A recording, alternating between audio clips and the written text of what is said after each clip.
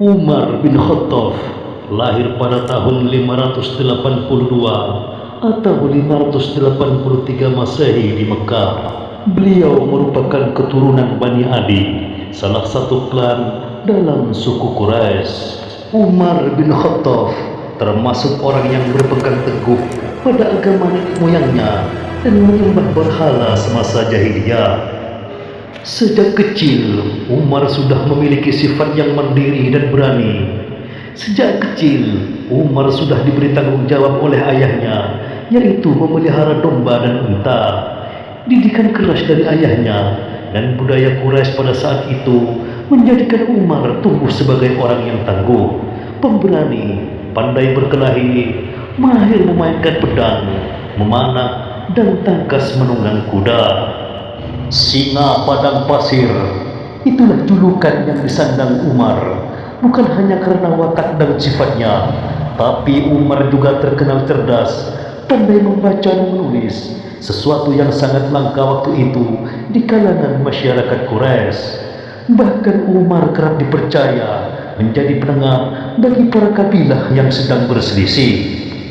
Umar bin Khattab termasuk salah satu orang yang paling menantang dakwah Nabi.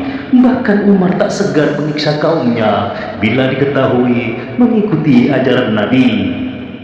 Pada suatu hari, Umar bin Khattab melihat banyak perselisihan di kaum Quraisy antara pendukung dan penantang ajaran Nabi Muhammad. Umar yang tidak mau suku Quraisy terpecah belah memutuskan mencari Rasulullah untuk dibunuhnya. Namun di tengah perjalanan, Umar berpapasan dengan orang dari kalangan Bani Zuhrah yang bernama Nu'aim bin Abdullah. Nu'aim pun bertanya kepada Umar hendak kemana. Ketika Nu'aim mendengar jawaban Umar yang hendak membunuh Rasulullah, Nu'aim mengaku khawatir bahwa pembunuhan Rasulullah dapat berdampak buruk baginya dan membawa kecaman dari Bani Hashim dan Bani Zuhrah.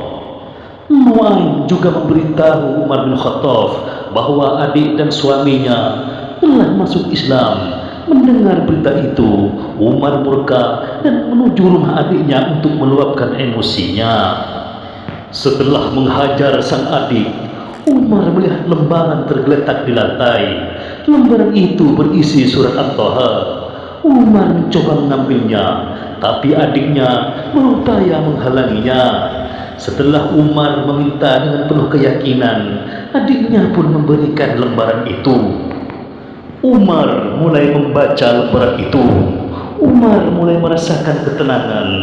Umar merasakan kedamaian. Serta Umar meyakini bahwa Al-Quran memanglah dari Sang Pencipta alam semesta. Setelah membaca surat At-Taha di rumah adiknya, Umar bergegas meninggalkan rumah adiknya dan menemui Rasulullah yang sedang berada di rumah Arkam. Kedatangan Umar membuat heboh para sahabat yang sedang berkumpul, tapi sikap Rasulullah tetap tenang dan menerima kedatangan Umar. Di waktu itu pula lah Sayyidina Umar bersyahadat. Sejak memeluk Islam, Sayyidina Umar selalu setia mendampingi dan membela Rasulullah dalam dakwahnya. Sayyidina Umar tetap melangkah perkasa di samping kafir Quraisy yang mulai mengucilkannya. Sayyidina Umar tiada peduli dengan petinggi Quraisy yang tidak lagi menghormatinya. Perkembangan Islam semakin masif. Kafir Quraisy semakin keras dalam meniror dan mengintimidasi kaum muslimin. Karena hal inilah yang membuat umat Islam Mekah harus hijrah ke Madinah pada tahun 622 Masehi. Rasulullah dan para sahabat melakukan hijrah ke Madinah secara sembunyi-sembunyi. Hanya Umar bin Khattab yang hijrah secara terang-terangan. Bahkan Sayyidina Umar menemui para petinggi Quraisy dan mengumumkan rencana hijrahnya. Lalu Sayyidina Umar menantang siapa saja yang berani mencegahnya untuk menemuinya di balik bukit. Setelah sampai di Madinah, Sayyidina Umar menjadi salah satu orang yang memiliki posisi utama di sisi Nabi. Sayyidina Umar selalu setia mendampingi Rasulullah dalam banyak kesempatan. Sayyidina Umar juga berperan aktif dalam berbagai peristiwa penting, seperti Perang Badar, Perang Uhud, dan lainnya. Pada tahun 632 Masehi Rasulullah wafat dan kepemimpinan umat Islam dilanjutkan oleh Abu Bakar As-Siddiq sebagai Khulafaur Rasyidin yang pertama dan Sayyidina Umar berperan sebagai penasehat kepala. Setelah Sayyidina Abu Bakar wafat, Sayyidina Umar menjadi Khulafaur Rasyidin yang kedua. Sayyidina Umar menjadi khalifah berdasarkan wasiat dari Sayyidina Abu Bakar As-Siddiq.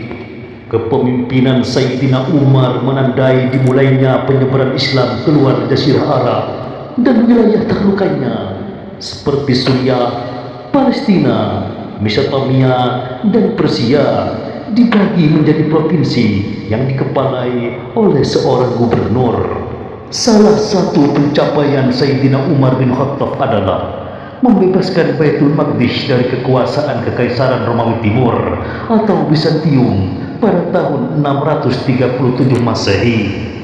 Selain membebaskan Baitul Maqdis, ada beberapa pencapaian Sayyidina Umar. Di antaranya adalah membuat kalender Hijriah, merenovasi Masjidil Haram dan Masjid Nabawi, menginisiasi salat tarawih berjemaah, membuat Baitul Mal, membentuk jabatan kepolisian dan jabatan pekerjaan umum, menyelenggarakan pendidikan dan lembaga kajian Al-Quran, menyelenggarakan sensus di seluruh wilayah Islam.